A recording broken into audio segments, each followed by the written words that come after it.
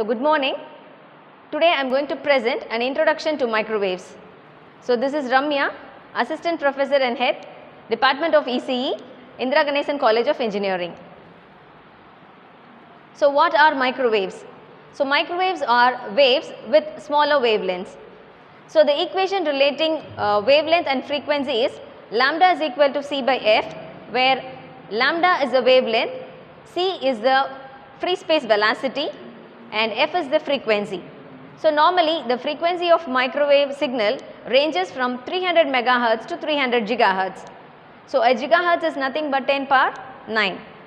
So according to the definition of radio frequency, we also define microwaves as a frequency range from 1 to 100 gigahertz, which in turn equivalents to the wavelength of 0.3 meters to 3 millimeters.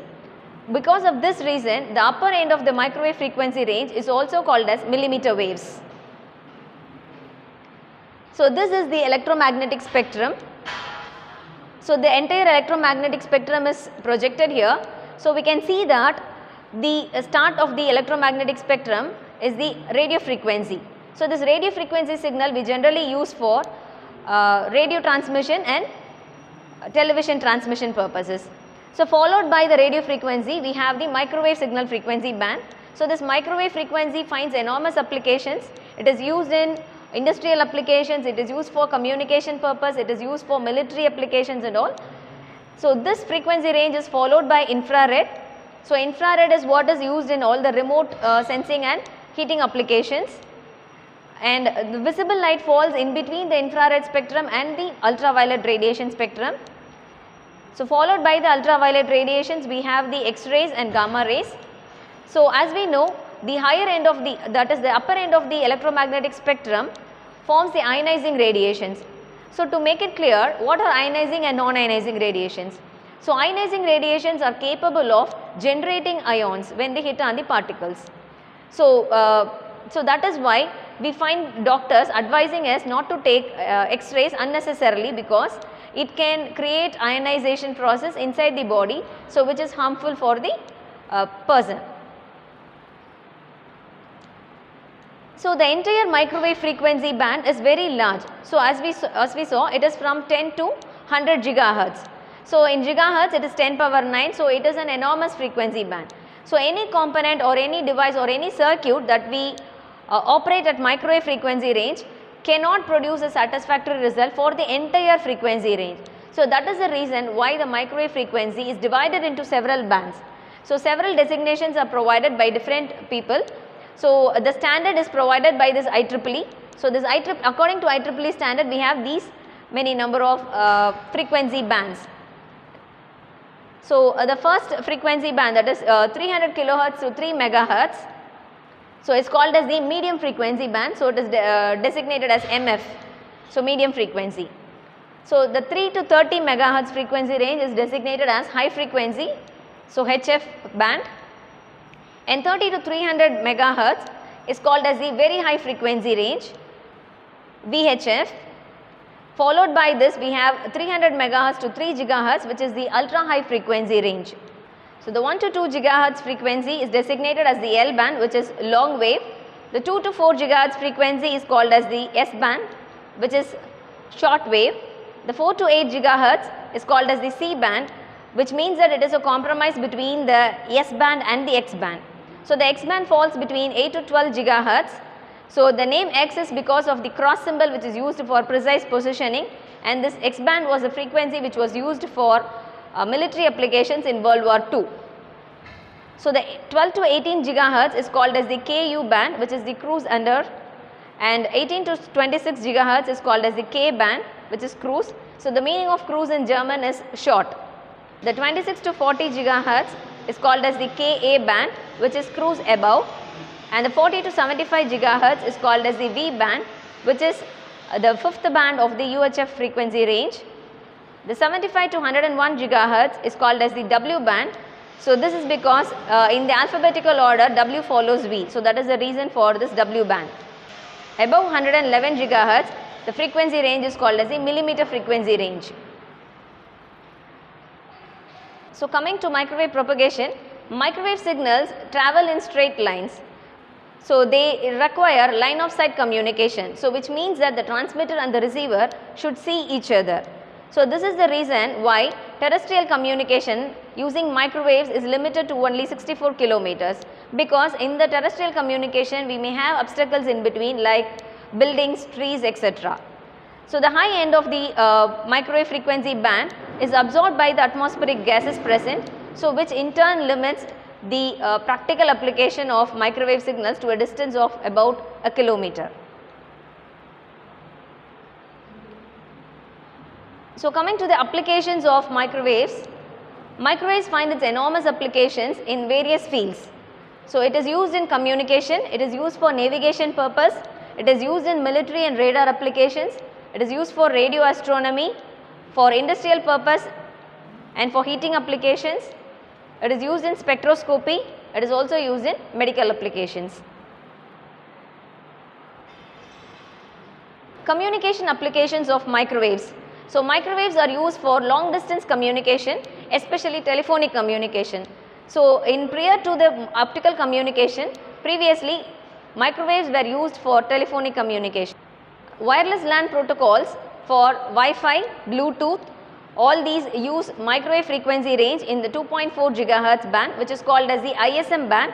So ISM is industrial, scientific and medical application band, which is provided by the government.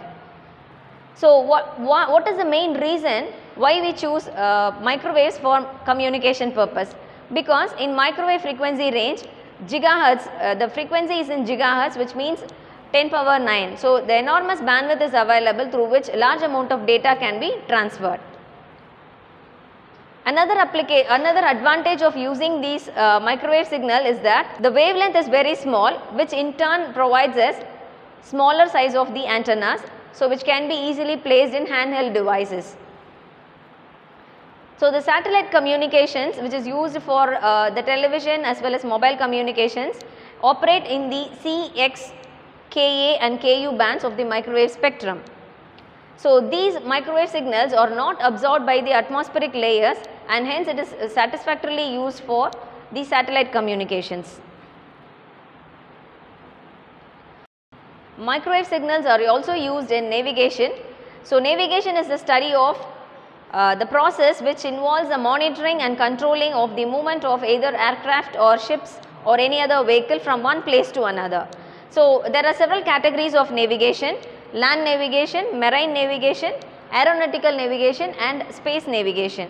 So the global navigation satellite system, which is provided by the China, America and Russia, all broadcast in the various frequency bands from 1.2 gigahertz to 1.6 gigahertz, which falls in the microwave spectrum. So coming to the next one, which is the radar and military applications. So radar, it is an acronym and it means radio detection and ranging. So it is a radio location technique which allows us to precisely identify the location and speed of the target. So the target can be an enemy missile which is coming into the through the boundary, and by using these radars we can precisely locate the enemy target and hit it. So it is done by propagating a radio frequency signal from the radar, which is microwave radar works under the principle of reflection. So radio frequency signals are emitted by the radar, which is reflected by the target. So depending upon the phase change of this received signal, the distance and the location and the velocity of the target is easily identified. So this radar, microwave radar, is not only used for military applications, it is also used for other applications like air traffic control, so which is used in the flight takeoff and landing, weather forecasting applications, and also to in foreign countries it is also used to limit the speed limit enforcements. Long distance radars use the lower end of the microwave frequency band because the upper end of the microwave frequency band is limited by the atmospheric absorption effects, and millimeter waves, that is the upper end of the microwave frequency range, is normally used for the short range radar applications such as collision avoidance system in the road traffic and all. Radio astronomy. So microwave signals are also emitted by the celestial objects like galaxies, stars, planets, nebulas, etc., and these signals are being collected by using large size dish antennas, and these antennas are called as radio telescopes. So, and the study of these radiations is called as the radio astronomy. The world's largest ground based astronomy project till date is available with 66 dishes, which was built by an international collaboration of Europe, North America, Asia and Chile. Industrial applications and heating applications of microwaves. So, microwave signals produce enormous amount of heat which is used in industrial applications for dyeing and curing purposes, and it is also used for cooking purpose. So, microwave oven is an important invention, so by which we can cook food easily. So, microwave ovens operate at 2.45 gigahertz, and the principle used in microwave cooking is that by the dielectric heating of the material, the cooking is being done. So, how is this dielectric heating acquired is, the water molecules present in the food particles absorb these microwave signals, and because of these microwave signals there is a heating effect produced. So, this is in contradiction with the normal conventional cooking method, wherein the vessel gets heated up first and the content gets heated up by the heat transfer from the vessel. But here the process is inverse, the content gets heated up first rather than the container. So, microwaves are also used in fusion reactors to break down the gas into plasma and create very high temperatures which is required for this fusion reaction to happen. Spectroscopy. Microwave spectroscopy is the study of interaction of the matter with the electromagnetic radiation. So, this electromagnetic radiation is a function of both your frequency as well as wavelength. So, normally this microwave spectroscopy uses a frequency band of X band, which is 8 to 12 gigahertz. Moving on to the medical applications of microwaves. So, because of the localized dielectric heating effect, microwaves are used in enormous medical applications. It is also used for diagnostic as well as therapeutic application. So, few areas where microwave signals is used is oncology, cardiology, gynecology, ophthalmology and dental treatments. As with the medical diagnostic applications, all the CT and MRI works with the principle of microwave radiation. So, we have a series of microwave radiators and the detectors on the other side. So, microwave signal is being passed through the body and it is absorbed by the detectors on the other side. So, because of the variation of the dielectric constant, different organs absorb microwave signals differently. So, which is reflected in the MRI imaging and CT imaging. So, that is how microwave signals are used for diagnostic purposes. Coming to the therapeutic applications of microwaves, we have defibrillators, microwave diathermy and ablation equipments. So, defibrillator. So, before explaining what is defibrillator, let me say what is fibrillation. So, fibrillation is the irregular contraction of ventricular muscles. So, when there is an irregular contraction, there is not enough supply of blood from the heart to the different parts of the body. So, to correct that, we have a defibrillator. So, by which high microwave energy is passed through the body, so that to the heart, so that the ventricles pump simultaneously.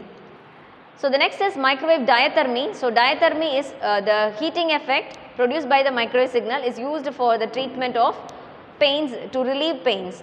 So, that is microwave diathermy. So, this is a microwave diathermy equipment. Microwave signals are also used in ablation. So, ablation is a technique used for treatment of cancer, wherein we target a small area of the tissue to remove the cancer cells from the particular location. So, it is all done by the heating effect produced by the microwave signal.